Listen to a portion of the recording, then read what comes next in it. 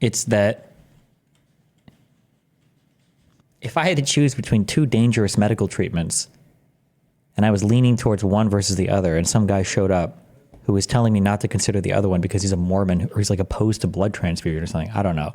It's the reasoning is important. These guys don't oppose. There is no principled reason why these guys oppose any of these people. That's what you have to keep in mind. Like, Donald Trump has already said he's going to continue to supply weapons to Ukraine, right? He said he's going to back Israel in whatever way they need possible, right? So all of these Republicans, they were like, oh, anti-war, no wars, no. Wait, what happened to that? So you might think that they're on your side, but they're not on your side. We're emoting something, right? It's not like a genuine opposition to war, because if Trump, like if we got 9/11 right now, bro, we would be like Iraq war on steroids. Holy I don't know how many countries we'd go to war with. Jesus. What are they doing on our side? Are you guys nuts? Right? I have to interject. When all of a sudden Kamala Harris is doing the Liz Cheney thing, I said, does she want to lose? I mean, what's amazing is I said the same thing. Look, Dick Cheney polls at 13%. What lunatic thought it was a good idea to wrap yourself around Dick Cheney? I mean, like, and I might have missed it. With this, like, wrapped around Dick Cheney. How many appearances did Kamala even make with him? Was it more than one? Was it even one? Like, I feel like this is like a one-day thing. Was it any? They said 0? But were they ever even? Wait, not. Or yeah, wait. Were they? The tour was with Liz. Wait, did Kamala Harris and Dick Cheney ever appear on stage together once ever? She appeared with Liz, and then Dick endorsed her. She was not her. Okay, so like, what is this wrapped around Dick Cheney thing? Dick thought it was a good idea to wrap yourself around Dick Cheney. I mean, when we started the Young Turks 22 years ago, longest running show in internet history, first ever YouTube partner with original YouTube. True, Goldie McGoldfish.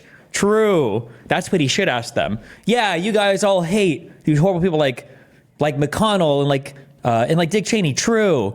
And we all love like the populists, people that represent people like AOC, right?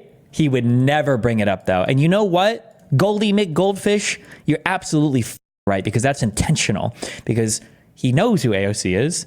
Pretty sure the Justice Dems, she was one of the first candidates that his org, him and Kyle Kulinski, right, when they made this, that he backed. So he knows that she's irrelevant. He knows, obviously, right? And he's intentionally not bringing her up because he knows this audience would boo.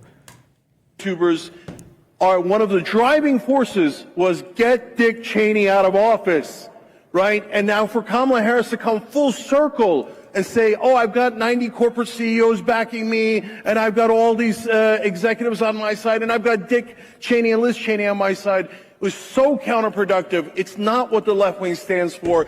It's not what the Democratic Party should be about. So the problem is the establishment. They are controlled by the donor class, and mainstream media is their marketing arm. Do you know what happened to the Young Turks? Why do they get so little views nowadays? They probably had a bit of a first mover advantage, and then I don't know how much their political views have evolved over time. But I also don't know if I would say they get little views. I think they still do okay. They're just not like the dominating force. I don't know if this includes shorts or not. If this doesn't include shorts, these are really good views. But I mean, like, these guys are old players in the field. I say that respectfully. To survive in any kind of online content creation stuff for a long period of time is impressive, I would say. Do not do news. They do propaganda. We ever get to talk with Cenk again, or is he avoiding you now? I think that probably for the next year or two, the debate space is going to be very sparse to non-existent because, I mean, conservatives have, at least for the short term, validated their info model. So it's probably going to be when midterms come, if they do poorly in midterms, which I think will happen. I'm doing that in a very like TA transactional analysis kind of way, because usually the incumbent party loses seats. So like if they do poorly in the midterms, then they might pivot back to, oh, we should, maybe we should be more open to talking to other people again. But right now, probably not. Class and mainstream media is their marketing arm. Not what the Democratic Party should be about. So the problem is the establishment. They are controlled by the donor class, and mainstream media is their marketing arm. They do not do news. They do The donor class and the marketing arm. So could donor class, does Elon Musk count as part of the donor class? And does marketing count as one of the largest social media platforms for news like X? Or do you think the idea of the establishment holds any meaning at all? It seems like a catch-all term for any politician who isn't for exactly what the person saying it wants. They're just always easy to blame, like the bureaucracy. Bro, it's amazing. I'll start from the beginning.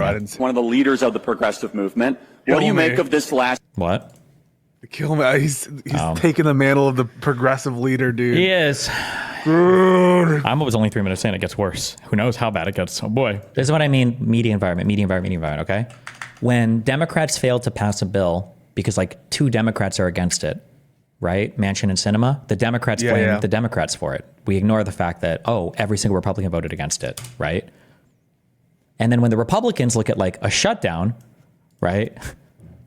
It's the exact opposite. Yeah, what the Bro, he just said we need MAGA. He just said we need MAGA. We need it. We need it. Like, no, we don't need MAGA. MAGA needs to end. It's time for the Jedi to end. All right, coming back. what has gone wrong in the Democratic Party. It's the same thing that went wrong in the Republican Party, but I do have to give you guys credit for a revolution well done. No. Oh, yeah. No. Don't worry. So, and what I mean by that is not a revolution against the Democratic Party or the left or the country, but a revolution against the establishment. So, I knew you guys were for real in fighting against the establishment when I started going on right-wing shows and I would say something negative about Mitch McConnell. And when I did that in the past, what I would get back is, oh, no, Mitch McConnell's great. Pelosi's terrible, but Mitch McConnell's great. Let's do that here. What do you guys think of Mitch McConnell? All right. Yes, I love that. So look, for my left-wing friends that are watching out there, they just booed Mitch McConnell. That's a great thing, okay? And let's do one more. What do you guys think about Dick Cheney? My left-wing friends out there, we have been waiting for the right-wing populists to boo Mitch McConnell and Dick Cheney our whole lives. Take the win. Take the win. Somebody pointed out earlier, and I thought it was a really good point, is that he won't ask, like, now, how do you guys feel about AOC? Yeah, dude, fucking ask it. They fucking hate them. And the worst part is, like, the reason they hate these guys, like Dick Cheney, and they hate fucking Mitch McConnell, is because they didn't play ball with Trump. Yep, that's what I said. Yeah, that's why they fucking hate him. But they have 1,000 neocons that are coming into his fucking cabinet. It's not a policy-based thing. It's all personality. Yep. Now, what we need to do in the Democratic Party is we need to do likewise. We need to have a revolt against the Joe Bidens, the Kamala Harrises, and the Nancy Pelosi's. Okay, pause it right there. Pause it right fucking there. There is no thinking, sane person in this world who can say with a straight face that Cenk praising the revolution, he calls it, of MAGA, saying, congratulations, the revolution of MAGA, and then saying the left needs to do a revolution against Kamala, and look at those two things juxtaposed and say, actually, in retrospect, Cenk prefers Kamala to Trump. He's saying we need to revolt against Kamala. He prefers Trump. That means he's MAGA. He's a MAGA guy. He's on Turning Point USA, the Hitler Youth of the right-wing movement. Mm-hmm. You cannot tell me this guy is like left wing anymore. He's MAGA. It's full MAGA. I wonder if we got 22 minutes left. I wonder if they'll get into a single actual policy for the entire thing here. We'll see. My predictions are just going to be like no war, which, by the way, doesn't even mean anything because they loved drone strikes under Trump. They loved, it doesn't matter. But and the Hillary Clintons, and now all of a sudden the Dick Cheneys. What are they doing on our side? Are you guys nuts? Right? I have to interject.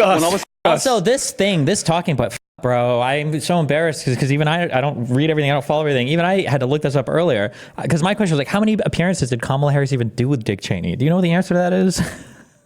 With Dick Cheney, 0. He's in the wheelchair. Yeah, I didn't even know. Oh, I didn't know if they were Were they doing speeches together? Did they have like a thing? Like Jesus, yeah. Fuck. Imagine being such a slimy little